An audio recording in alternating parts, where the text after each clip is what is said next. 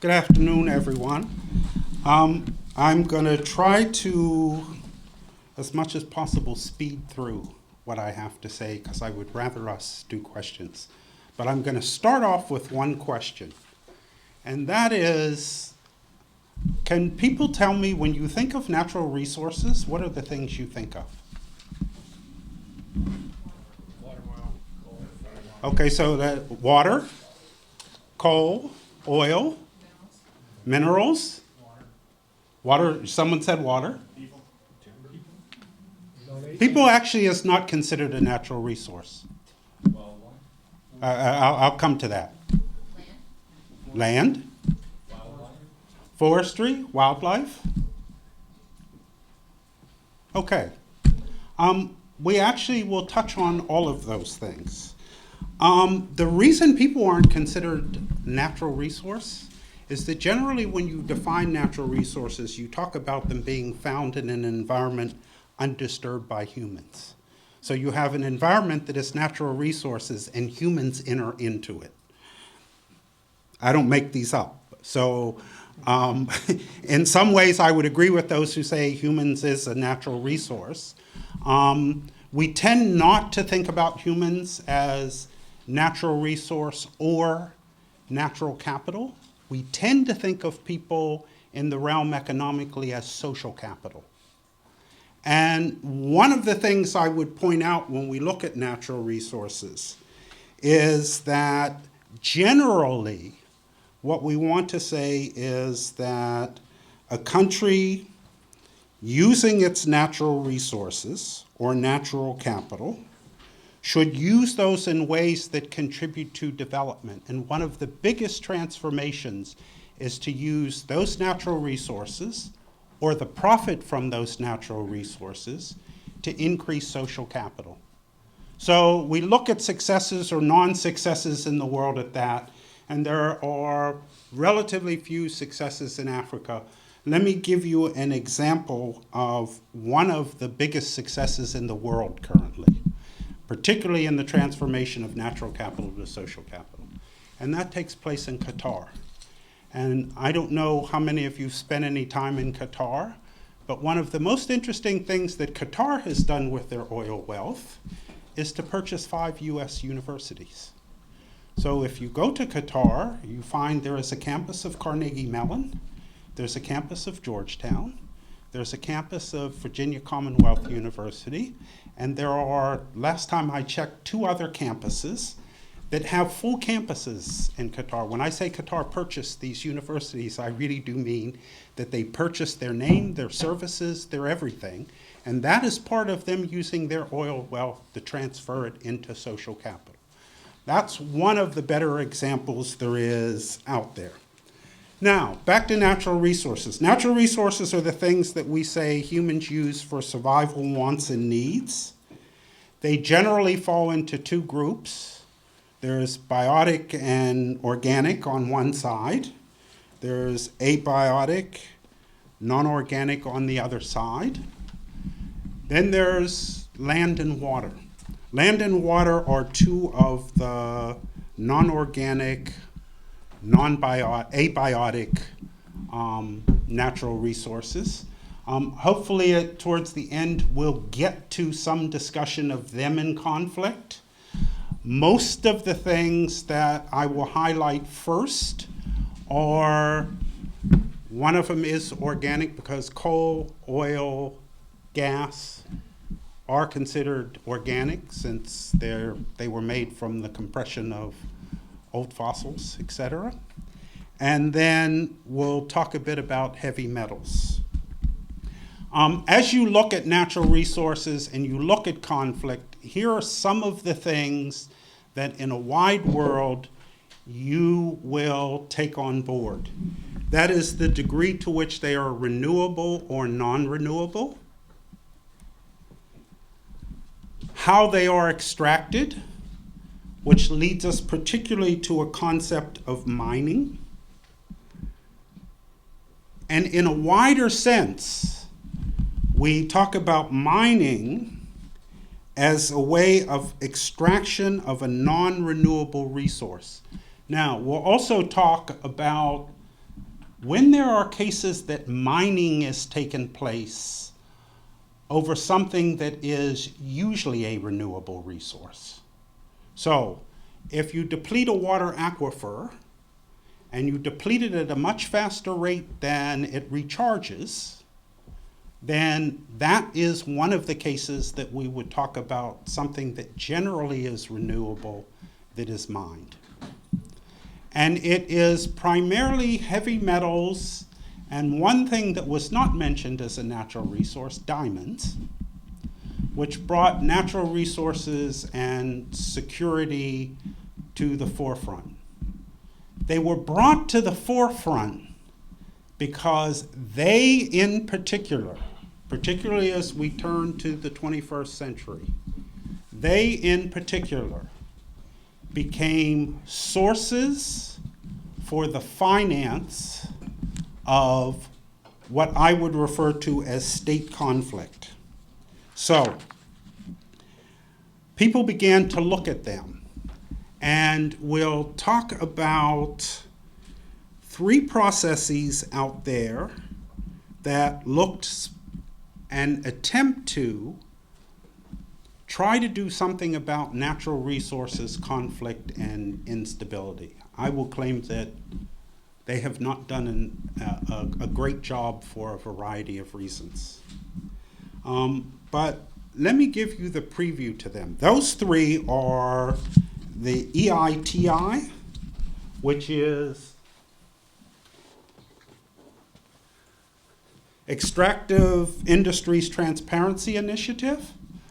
That initiative was actually thought up in 2002 by the United Kingdom. They presented it as an idea at the World Summit for Sustainable Development in Joburg in 2002. It gets off the ground in 2003. Another one which you probably are familiar with is the Kimberley process. The Kimberley process relates strictly to diamonds. That also was begun in 2003. And then later on, I'll mention a bit of Dodd-Frank. Dodd-Frank, which really is about Wall Street reform and consumer protection, has a couple pieces in it that look at natural resource management coming out of the Congo. I said I didn't think that they were terribly successful. So let me pursue that a bit. If you look at the Kimberley process, it was set up specifically for rough diamonds used by rebel movements or their allies to finance armed conflicts aimed at undermining legitimate governments. Again, the important things are rebel movements, legitimate governments. There is a lot about a diamond that could create conflict that has nothing to do with either rebel movements or legitimate governments and the interplay between rebel movements and legitimate governments. So if you look at the Kimberley process specifically, the Kimberley process had a number of non-governmental organizations, Global Witness being one, that came in very early and decided that the linkage between conflict and natural resources did not necessarily get at the sources of conflict. It dealt with specific conflicts. Now, historically, why is that true? Probably the first time we saw a linkage made between natural resources, rebel movements, and conflict is in, I believe it's 2001. And it is the Security Council of the UN, which passed a resolution, which was a resolution about the trade of Sierra Leonean and Liberian diamonds for the Revolutionary United Front in Sierra Leone, and relate to Charles Taylor when Charles Taylor was the president of Liberia. And it was clear that Charles Taylor was particularly manipulating diamond markets and selling diamonds to help finance the RUF in Sierra Leone. And so that brought the idea of conflict to the forefront. And it made people then begin to look particularly at the relationship between diamonds and heavy metals. Interestingly, once that was passed by the United Nations Security Council, and it cut off primarily, not completely, but primarily Charles Taylor's ability to raise money for the RUF from diamonds, he then turned to forests. There was someone over here who mentioned forestry as a natural resource.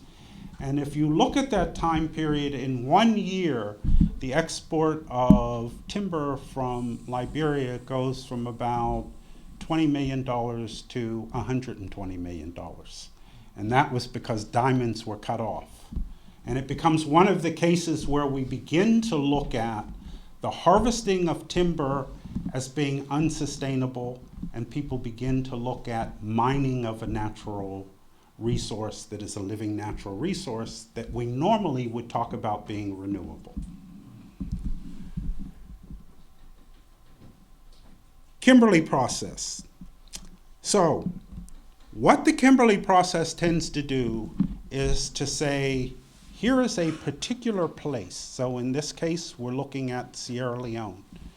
And it says that we see an illegal flow, blood diamonds, conflict diamonds, that come from this place.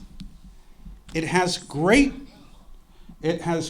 difficulty being able to distinguish between a mine that is a legitimate mine, that pays legitimate wages and behaves legitimately, and one that does not. It tends to concentrate on a particular geographical place. And because of that, many businesses have been quite upset because their feeling is that they were engaged in many cases with quite legitimate operations that were managed and run well, and they are now cut off from those. So if you move to Dodd-Frank, Dodd-Frank was the brainchild of then Senator Brownback from Kansas, who was very interested in making sure that there was restrictions against Congo conflict minerals. And so Dodd-Frank has some provisions which are specific to the Congo. They are very similar in their specificity to what took place when one looks at diamonds, i.e. it was very place specific. It looked at Eastern Congo. It made a realization that many of the minerals came out of Africa from states that were contiguous with the Congo, so it expanded that a little. But it's had great difficulty at getting at, okay, in this physical space, are there operations that are considered legitimate enough that those operations should be able to go forward and mitigate against conflict? Those three are three. When I look at EITI, so here's Nigeria's EITI. They have an act. We consider Nigeria, one of the problems with EITI is that a country like Nigeria is considered in compliance with EITI. Now, they are in compliance because it is primarily an initiative that is interested in creating transparency around the payment for natural resources. So it's very similar to something and sort of subsumed something called publish what you pay. Now, even though the head of Nigeria's central bank, and you're probably aware of this, several months ago he was fired because came forward and said that there's $20 billion missing in the oil revenues from Nigeria. Since those revenues are covered in reports that tell us who paid for that oil, they are in compliance with the initiative. And the initiative is an initiative primarily around consuming nations. So the members of extractive industry transparency tend to be producing nations. There are very, very few European nations that are a member. The United States is on the list moving towards membership, but the vast majority of the members are countries that produce, not countries that consume. Where do we see a break? We see a break between the governance of production and the governance of distribution and the reports that take place. The poster child currently for the Extractive Industries Transparency Initiative is probably Ghana. Why? Because Ghana has done a series of reports, and Ghana can show the reports helped Ghana to adjust the movement of mining incomes to local authorities. So Ghana is composed of 10 regions and 275 districts. 40% of the district income comes directly from revenues from natural resources that are mined in Ghana. And so when you look at that and you ask, why do you have one result in a country like Ghana, and a couple hundred miles down the road you have another result from Nigeria, one has to turn to the question of governance. And one sees that inherent to Ghana. I mean, we look at Ghana, who's had 2 presidential elections where a winner was declared a winner by having taken less than 1% of a majority, and we had a peaceful transformation of government in both cases. Something I would hazard, we might not have such a peaceful transformation even here. It tells you something about governance there.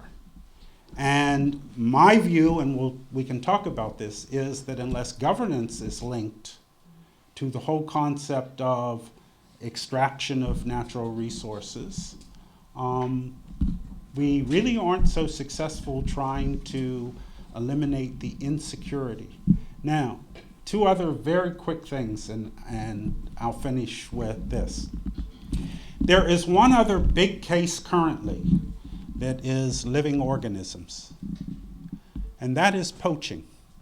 And I went through the brochures there. I think there's one on poaching there. Joseph Kony has moved into, we know they have been poaching in CAR, Central African Republic. There has been some poaching that has spilled over into that whole region. So it goes as far north as poaching in Cameroon. It includes poaching in Gabon, etc. And again, we look at that poaching. They are doing primarily ivory poaching. They have some of the highest quality ivory in the world because it's forest elephants, not plains elephants. Forest elephants, because of their diet, grow a much thicker ivory than those who are on the savanna. So it actually receives a higher return in global markets for those who know ivory well, and their buyers know ivory well. And it points out one of the other problems that we have with the initiatives like EITI and Kimberley Process and Dodd-Frank, and that is they can only be successful at stamping out what they hope to stamp out, even if it is the narrow piece of rebels, if every potential buyer is willing to participate in not buying. So as long as we have healthy markets for ivory in places like China, and oh, by the way, the United States is the 2nd biggest market for illegal ivory, so we need to be very careful at how far we point our fingers. As long as you have a desire in illegal markets then the desire to cut off the sale is not going to get you where you want. Now, the last thing I will just mention in passing, because it's a whole world to itself, and that is looking at conflict as it relates to land and water. The conflict I have tended to talk about, which is what has been highlighted in resource conflict, is conflict that moves to armed conflict, rebels, et cetera, et cetera. There's a whole world of natural resource conflict that is internal to communities, portions of nations, like states or districts, et cetera. And it comes because we often have different groups who would like to make use of those resources, particularly land and water, in some different ways. And in many cases have historically done that, and that has become confused by changes in technology and changes in the movement of people. So there's a piece over there, misinterpreting ethnic conflicts in Africa. There are several misinterpreted ethnic conflicts that really are resource conflicts. And many of them are the simple resource conflict, and we could get into this more later, the simple resource conflict that is the same basis as the musical Oklahoma. It is ranchers and farmers who want to make use of the same land. And often we find ranchers are from one ethnic group and farmers are from another ethnic group. And that conflict, which is in fact a resource conflict, is often misinterpreted as an ethnic conflict because of the nature of the people who are having the conflict. But that is the look of natural resources and what they mean for conflict, internal to communities, internal to very different ways of economically making use of resources, is a quite different thing than the conflict that comes from the sale of natural resources to fuel rebels or to fuel other movements like that. So those are the concepts that I wanted to introduce you to. The rest I think we can take up with questions and answers. Thank you very much, Mr. Moore, for your